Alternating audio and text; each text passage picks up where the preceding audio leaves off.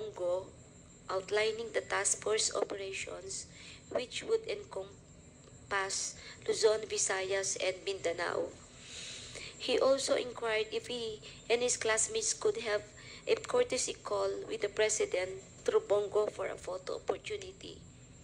Considering this, I thought it would be prudent also to invite my classmates, Bakay, Villela, Grijaldo, Tuzon, and Dueñas, to join the courtesy call. The members of Class 97 and Class 96 of PNPA were accommodated in a separate room at the DPWH office in Panacan, Davao. The President did not enter our room, and I was unaware if he visited the room of Class 96. This is 96, sir, not 97.